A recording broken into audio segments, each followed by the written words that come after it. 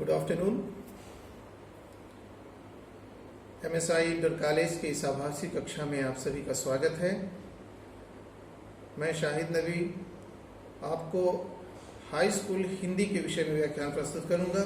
पिछली वीडियो में मैंने हिंदी साहित्य के गद्य इतिहास के बारे में व्याख्यान दी थी।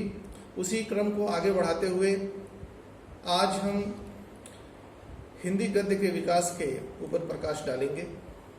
पिछली वीडियो में आपने हिंदी गद्य क्या है, गद्य और पद्य में क्या अंतर है, गद्य किसे कहते हैं, पद्य किसे कहते हैं, गद्य का स्वरूप क्या है, इसके बारे में हमने व्याख्यान दिया था।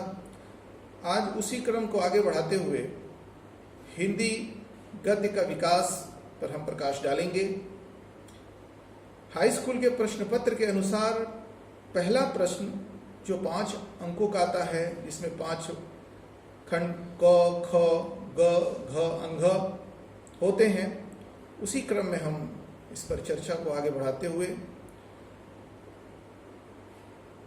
हिंदी गद्य का विकास सामान्य रूप से बोलचाल की भाषा से प्रारंभ होता है। इतिहास लेखन हुआ, विज्ञान लेखन हुआ, विधि लेखन हुआ, ललित कला लेखन हुआ, सब में इन्हीं बोलचाल की भाषाओं का प्रयोग किया गया।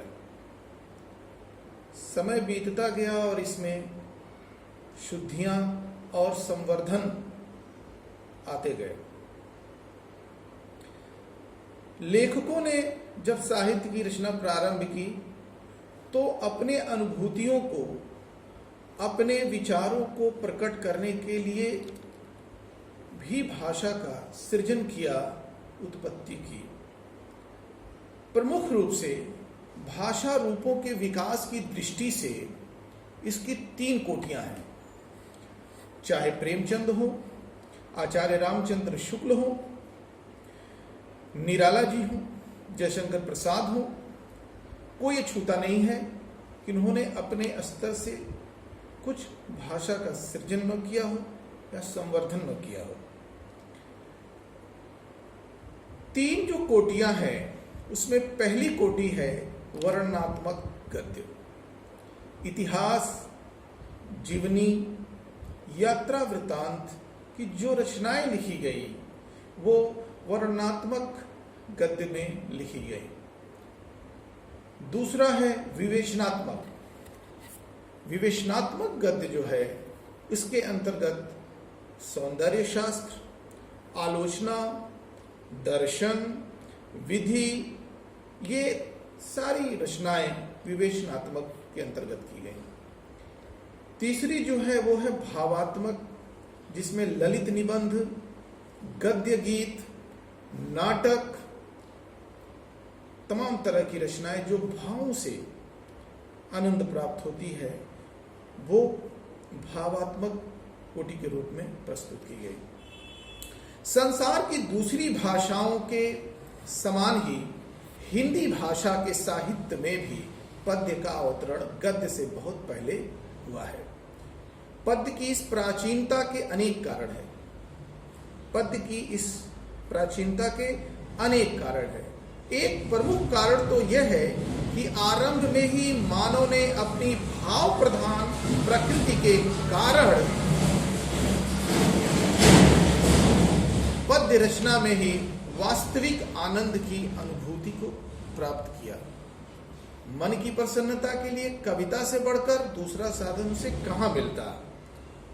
हम जब भी प्रसन्न होते हैं तो कुछ गुनगुनाते हैं, कुछ कविताएं करते हैं, कुछ कविताओं को सुनते हैं, संगीत का सहारा लेते हैं। तो ये नेचर जो है, ये प्रकृति जो है, ये प्राचीन काल से ही मानव को प्राप्त है ईश्वर के द्वारा। ये एक भेंट है। चूंकि निश्चित लय ताल में होने के कारण सरलता से ये कंठस्थ होता है, इसलिए इसका आनंद हमें और अधिक होता है। परिणामतः कई शताब्दियों तक पद्य ही प्रधान रहा और कालांतर में ब्रज भाषा पद्य के कुछ छुटपुट प्रयत्नों के अपवाद मान लें तो इसका वास्तविक जन्म 19वीं शताब्दी में ही हुआ, परंतु पिछले 100 वर्षों में जिस रफ्तार से ये आगे बढ़े हैं, जिन विविध दिशाओं में अब मानव ने अनुभूतियों का प्रसार किया है, उसको देखकर आश्चर्य होता है। हिंदी गद्य का आविर्भाव के संबंध में विद्वानों के अलग अलग मतभेद हैं। अब क्या मत है?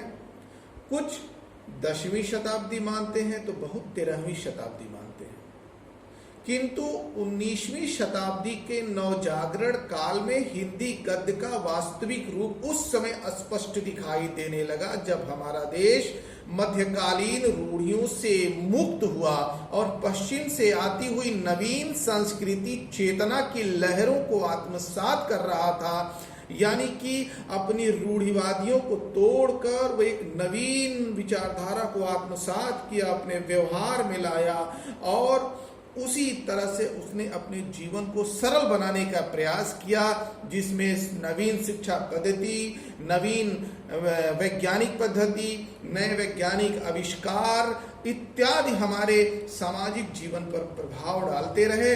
अतः साहित्य में उनकी प्रतिध्वनि यानी उसकी गूंज जो है स्वाभाविक थी। इस नवीन परिस्थितियों के साथ ही शासन संबंधी आवश्यकताएं भी गद्य के नवीन नए माध्यम की मांग कर रही थी।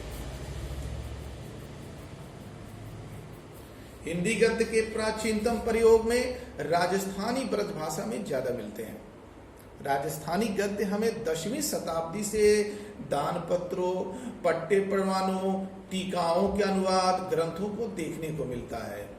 ब्रज भाषा के गद्य का सूत्रपात 1400 विक्रम संवत के आसपास हुआ था। कृष्ण भक्ति धारा के कवियों तथा भक्तों ने उसके विकास और उसके विकास के साथ उसके संवर्धन में विशेष योगदान दिया।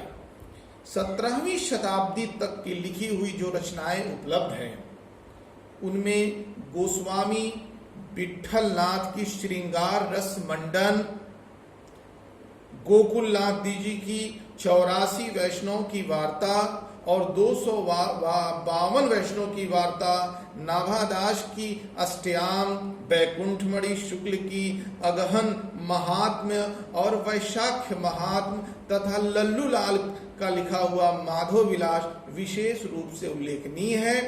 इन्हीं के साथ टीकाओं की परंपरा भी चलती रही।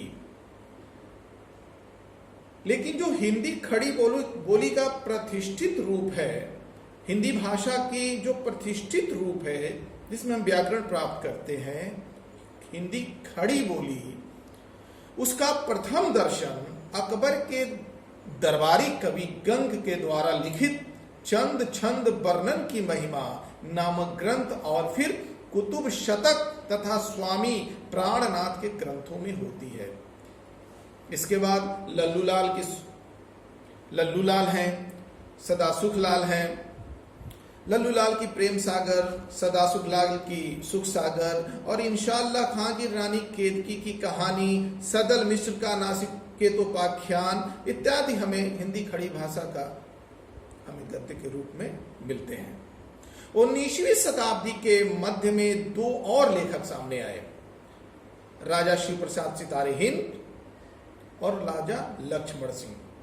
लेकिन हिंदी साहित्य में जो स्वर्ण प्रारंभ हुआ, जो गद्य में स्वर्ण युग प्रारंभ हुआ, जो प्रतिष्ठित हिंदी को अपना स्थान प्राप्त होने दिया, वो युग कहलाता है भारतेंदु युग। और इसके प्रवर्तक जो भारतेंदु हरिश्चंद्र जी थे, उनके द्वारा उदय हुआ। भारतेंदु ने अपनी अनोखी प्रतिभा, बहुत ही प्रतिभाशाली थे और महान व्यक्तित्व से अपने तत्कालीन समाज को अद्भुत रूप से प्रभावित किया और शिष्ट रूप सामने रखा। संस्कृत के सरल शब्दों को लेने के साथ साथ सर्वसाधारण में प्रचलित शब्दों को भी ग्रहण किया और हिंदी को समृद्ध किया।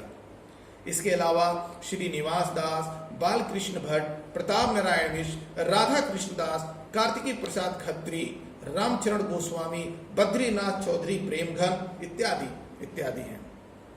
उसके बाद जो युग आया वो द्विवेदी युग आया, जिसका समय 1900 से 1918 ईस्वी तक का हुआ।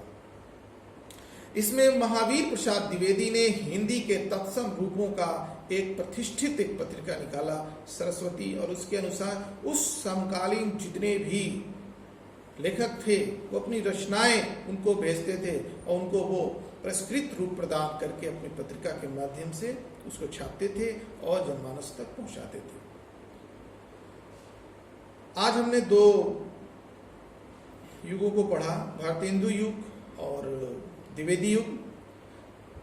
अगली वीडियो में हम शुक्ल युग, इसको छायावाद कहते हैं, शुक्लोत्तर युग, इसको छायादोत्तर युग कहते हैं, और स्वतंत्रतायुत्तर युग के बारे में हम पढ़ेंगे।